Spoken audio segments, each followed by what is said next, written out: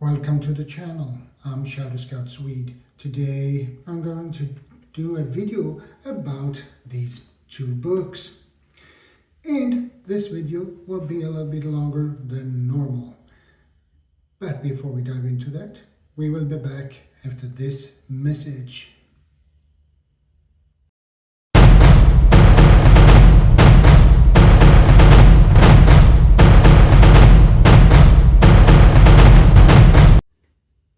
Welcome back, guys. Let's get into this video, shall we? Here are my two new books I got from my wonderful and beautiful wife yesterday. And these two books are written by Dave Canterbury. He has and owns the Pathfinder School in Ohio. And he's a well-known in the bushcraft and the survival community. And he's a very knowledgeable man. So we dive into this book first, and then we move on to this one. So this one is called the Bushcraft Field Guide to Trapping, Gathering and Cooking in the Wild. So let's see what we can find in this book. We can go to the index and see what we find, all right? Yeah. Contents. Part 1, Packed in Food. Chapter 1, Deciding what to bring. Chapter 2, Foods that require minimal processing. Chapter 3, Whole Foods that don't require refrigeration. Chapter 4, Supplemental Foodstuffs. Part 2, Bushcraft Cooking Methods.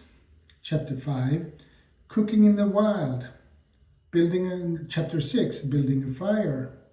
Chapter 7, Tools and Utensils. Chapter 8, Tools improvised from the landscape. Chapter 9, Quick Bush Tools. Chapter 10, Types of Cooking. Part 3, Living off the Land. Chapter 11, Hunting and Trapping Game Fundamentals.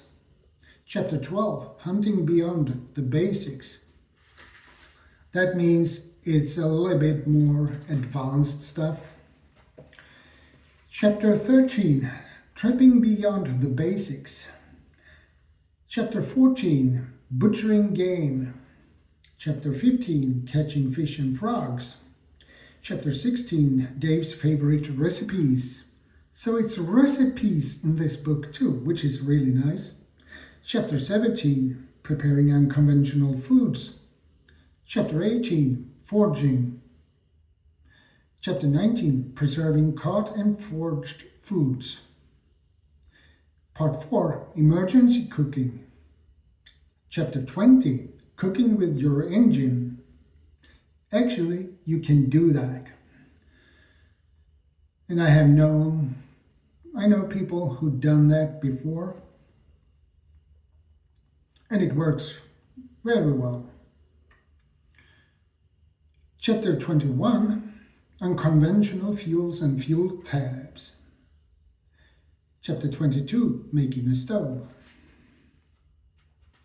And the final chapter, Chapter 23, Solar Cooking.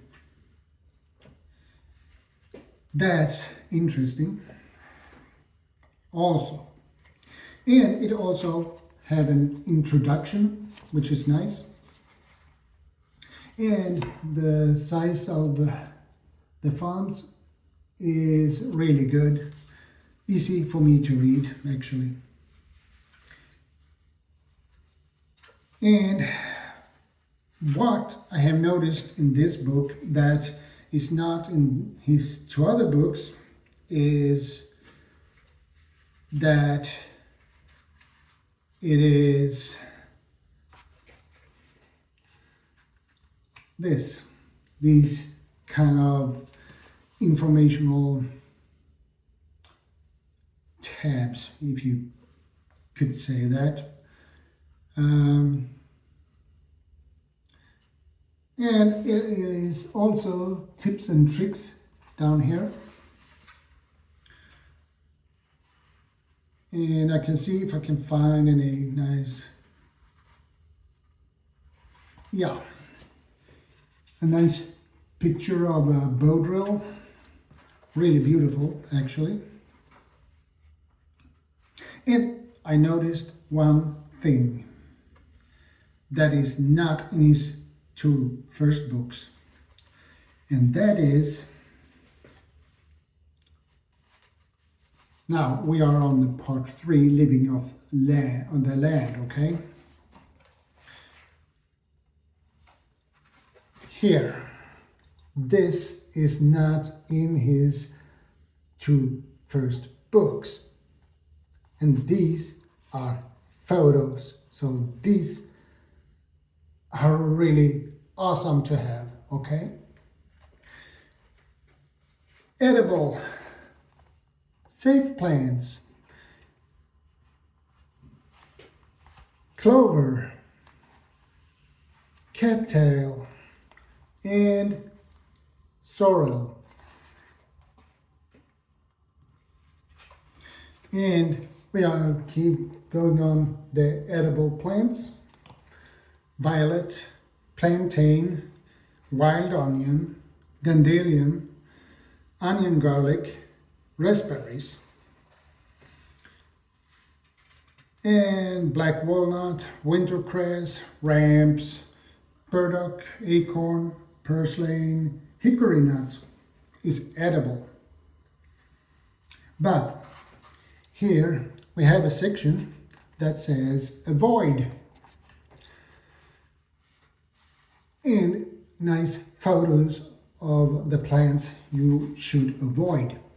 Milkweed, dogbane, Queen Anne's lace, hemlock. So that's really awesome that he put those photos in. And mayapple and pokeweed. That is really awesome that he has those pictures in this book, because you can recognize them. Take a look at those and see if you find any of these plants you should avoid in your area. And chapter 11 is hunting and trapping game fundamentals. So that's really nice. Oh, here is some animal tracks, very beautiful and nice and clean animal tracks that is drawn in this book, and that's awesome. You need those tracks nice and clear. Sometimes when you draw those animal prints, they have a tendency to be a little bit messy, so it's difficult to see what animal those prints belong to. So that's really nice. Hunting beyond the basics, yeah, that's chapter 12, and it mentioned gun considerations, gun age, chamber length. And it also has a bushcraft tip here, which is really nice. Barrel length, rounds, reloading spent shells, and subcaliber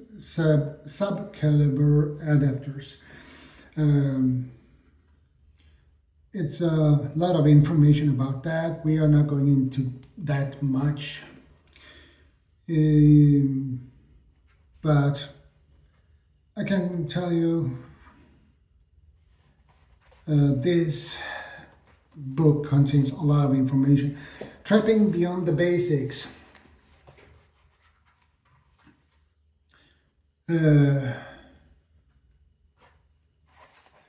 a picture of a dip net, for an example. Beginning with bait animals, water-based traps, and here is another versions of different types of nets. Very beautiful pictures. And yeah, and then you have a basket funnel here and fish fence. So that's different methods you can catch your fish. And then it mentions also snares, lines with L7 triggers, and primitive traps.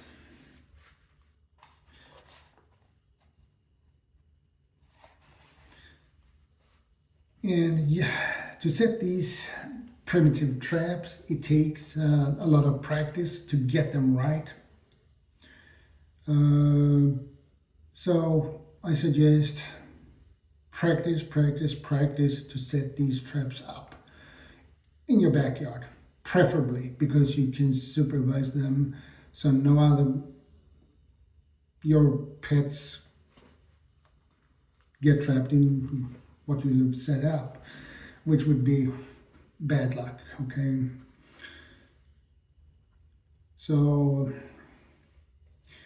and that is a windlass machine trap, yeah. And a snare. And when it comes to snares, trust me, you need a lot of them.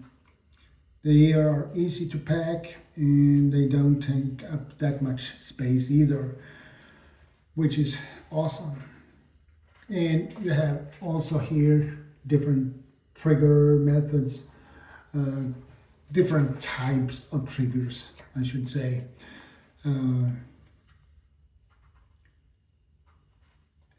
you can set up something that looks really messy, but it is multiple ground snares. That will give you a lot of chances to catch something. So here we have recipes, different types of recipes. Opossum roast, glazed pheasant, opossum cracklings, and it's also tips and tricks in this book as well on that chapter. And we are on butchering game, butchering tools, safety concerns when you butcher an animal. Safety comes first, okay? Don't hurt yourself. That will not end up well, okay? So, catching fish and frogs. And you also have a bushcraft tip here as well for that. Braided frog skewers. And here is how to clean a fish. That is something I know already because I've done that thousands of times. And also tips and tricks. And Dave's favorite recipes: survival bread, mountain man breakfast, cat head biscuits, Scotch eggs. Okay, I never had those before, so I have no idea what it is. 9-bean soup, hobo stew, bread pudding, camp jambalaya, raspberry cobbler, sausage, kabobs, tinfoil trout, pigs in a blanket, creative name for a recipe, farmer cheese, Marcy's oat cake. So you have a nice, decent recipes here. Hush puppies, horseradish sauce, cured fish. Berry crisp, easy peach cobbler, easy chocolate cherry lava cobbler. And as usual, tips and tricks. Preparing unconventional foods, yeah. Insects you can eat, insects you shouldn't eat. Tips and tricks in foraging, commonly edible plants. Herbs to rescue, and bushcraft tips. Medicinal properties of plants. Okay, I like this because here you can see cattail, plant use notes. Cattail, tooth and gum care. Cattail has a very good gel that is present at the base of the sheath when the shoots are pulled out.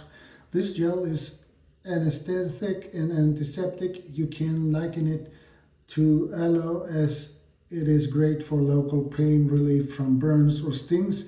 The young shoots of this plant make great toothbrushes as well. So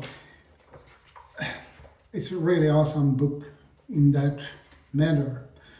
And well, using your senses, application of medicinal plants, nuts, fruit, vegetables, and herbs, and fruit foraging you have here as well. So that is awesome. Preserving cod and foraged foods. So acorn flour, cattail flour, cattail acorn bread, ash cakes. I heard about ash cakes, and so I'm a little bit familiar with them, but I never had one before, so I can tell you how that would taste like, but probably good. Saps, maple syrup, maple sugar, and meat, salt drying, sun drying, jerky. Well, it's a lot of things you can do. And part 4, emergency cooking. Cooking with your engine. Yeah, you can do that.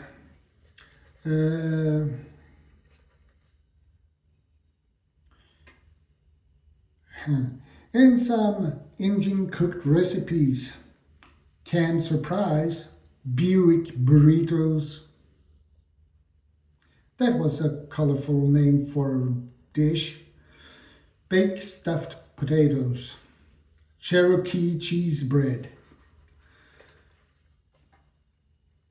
Unconventional fuels and fuel tabs. And also bushcraft tips. Wood chip bricks, animal fat, pine sap, fuel tabs and solid fuels. Tips and tricks, making a stove. You have a stove like this. That would be a rocket stove. That is a Swedish fire torch. I have used one of these. These works really great. Can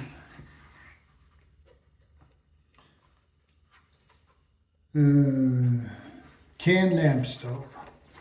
You have, it looks like this. So you can make a lot of things from simple things.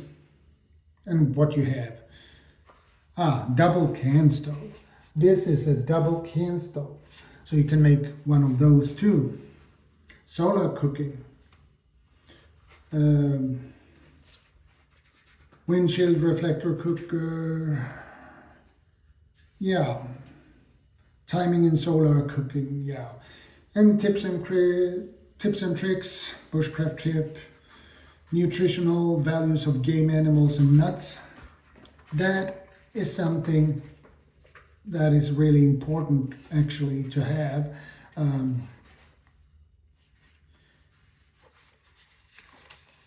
Here you have a long list of nutritional value of game animals, nuts, and yeah. And then you have the general index in this book. Next book is Bushcraft First Aid, a field guide to wilderness emergency care. Well, let's see what we have in this one. It is also nice dedication in this book as well. I want to get to the contents on this one. Acknowledgements. Introduction, what is wilderness first aid? Chapter 1, know before you go. Chapter 2, survival skills for the wilderness. Chapter 3, the emergency scene. Chapter 4, treatment of bleeding and wounds. Chapter 5, blisters and burns. Chapter 6, bone and joint injuries. Chapter 7, circulatory issues. Chapter 8, breathing issues. Chapter 9, neurological issues. Chapter 10, abdominal issues. Chapter 11, urinary and reproductive system issues. Chapter 12, acute and chronic illnesses. Chapter 13, environmental hazards. Chapter 14, insect and animal bites. Chapter 15, poisonous plants.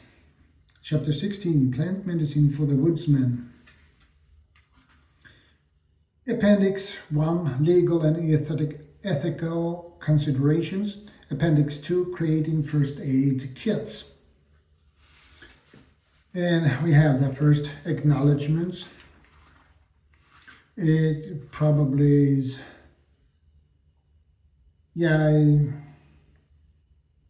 different people he acknowledged for who helped him probably. Chapter 1, know you before you go, okay? That is, it says, nature never deceives us. It is always we who deceive ourselves. And that was said by Jean-Jacques Rousseau. So,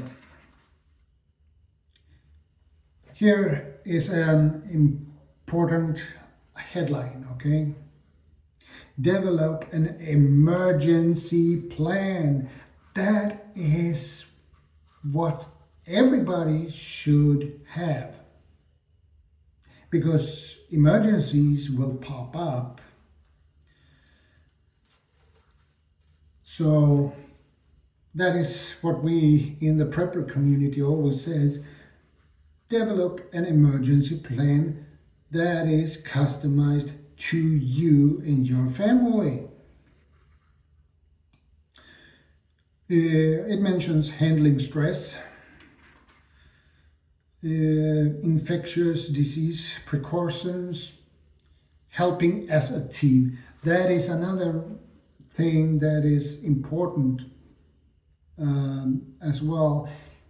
If you're in a team and you need to help as a team as well.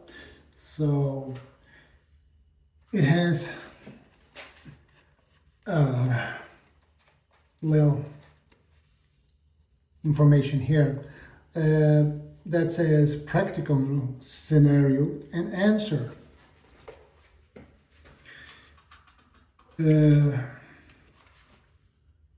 First aid for yourself.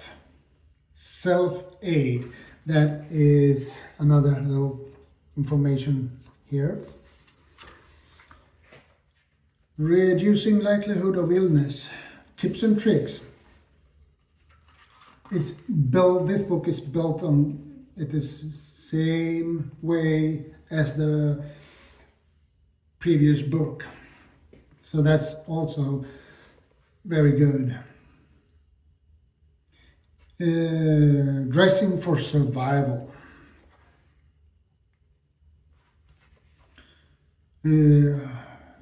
5-minute fire.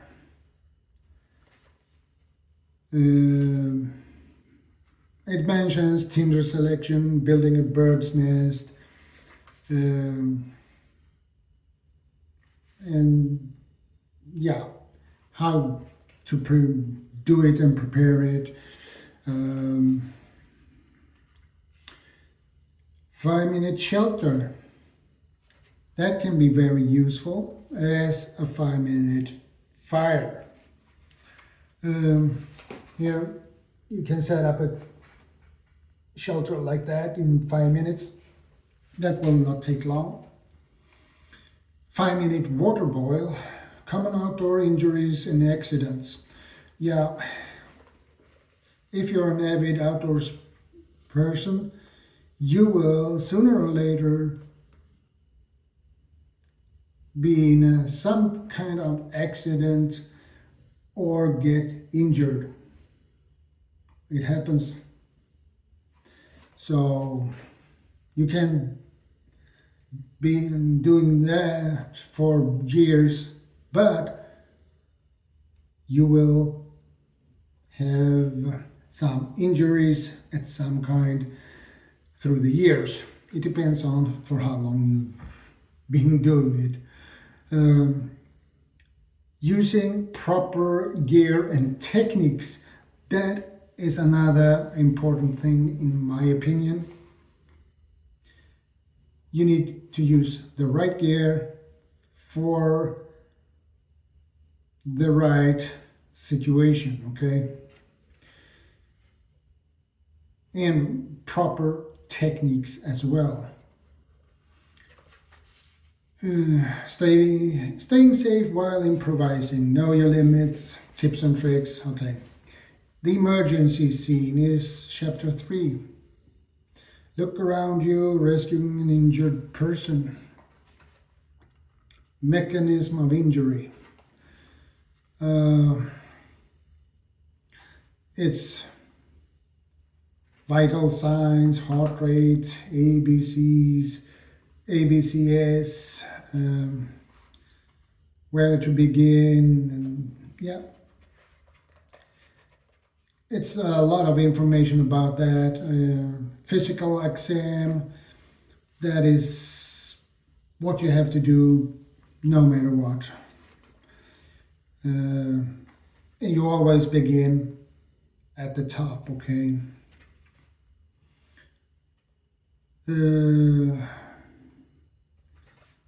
I will not go through all of the information here, but different pictures. Neutral anatomical position, recovery position, and log roll to check injuries on the back, okay? So it's nice, decent pictures in this book as well. The clothes drag, one person walk waist, walk assist, not waist, sorry, my mistake. The front cradle, signal fire. In this book also have very beautiful photos as well. Dry conditions. Plants for dry conditions. Plants for cold conditions. plants for wind conditions, plants for hot conditions, and plants for wet conditions. And yeah, that's about it. Yeah. And then we have the neurological issues. That is chapter 9. That is identifying a stroke.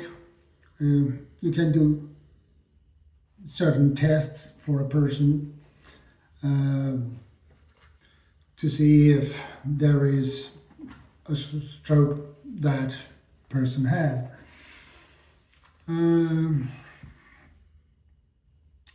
Treating injuries to the head and skull, abdominal issues. That can be a little bit of a problem because abdominal issues, especially if you have a wound that is open, that is something you should not do without proper training. If you don't have the knowledge about how to do it, stay away from it. Do what you can and leave it to the professionals.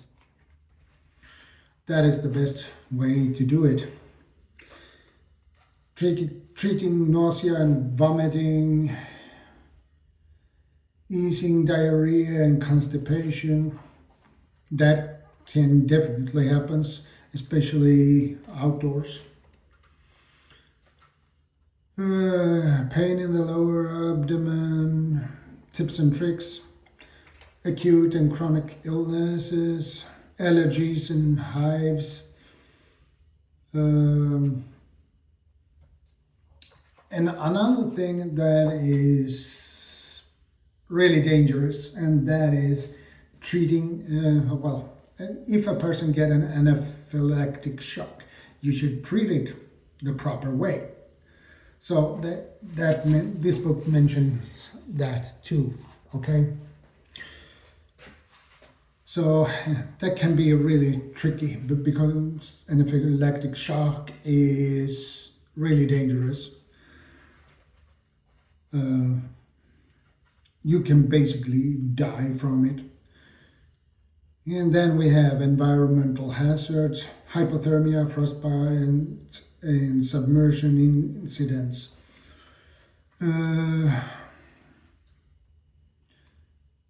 Hypothermia, heat exhaustion, heat stroke, and sunburn. Hyperthermia and hypothermia is two dangerous conditions. Altitude sickness, treating dehydration, insect and animal bites. Well, identifying and treating spider bites, that is a chapter for that too.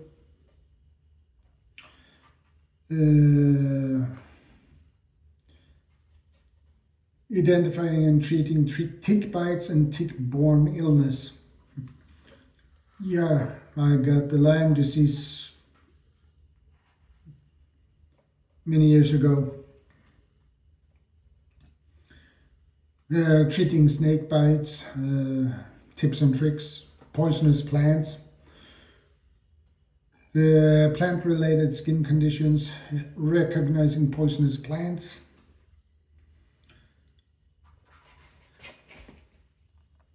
poison ivy. New leaflets are shiny and pointed. Reddish rootless anchor poison ivy binds to the tree's bark.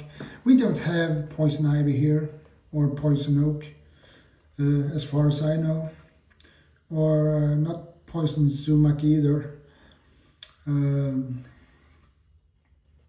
Plant medicine for the woodsman.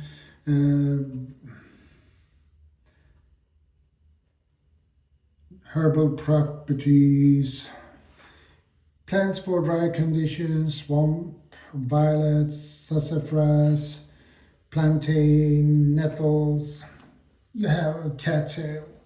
Plants for cold conditions, boneset, goldenrod, dogwood, red clover, river birch, plants for wind conditions, that is mullein, black willow, white willow, okay, tulip poplar, plants for hot conditions, curly dock, aka yellow dock, honeysuckle, black cherry, wood sorrel, plants for wet conditions, black raspberry, yarrow, burdock, white oak.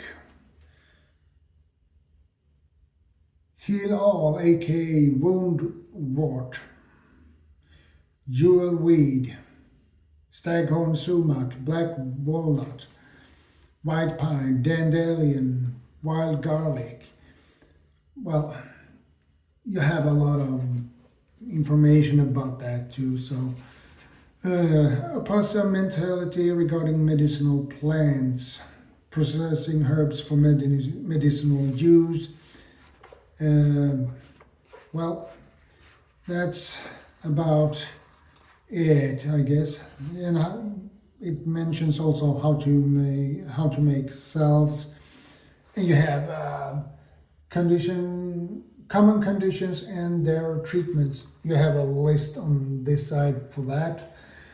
Condition and treatment, legal and ethical considerations. Yeah, creating first aid kits, and you have a list here, and yeah, and then you have the index. So that's all for today's video, guys. I'm sorry this video turned out to be longer than I expected, but I had to do both of these books, so I have to read these, and I'll get back to you when I've finished those books. I have other books I need to finish first. So thank you guys for stopping by. I appreciate it. Thank you for your support. I appreciate it as well. And don't forget to subscribe, like, share, comment, and don't forget to ring the notification bell so you get notified when I upload new videos and go live. That's all for today. Be part of the solution, not the problem. Stay safe. God bless. Strength and honor. ShadowScoutSwede out.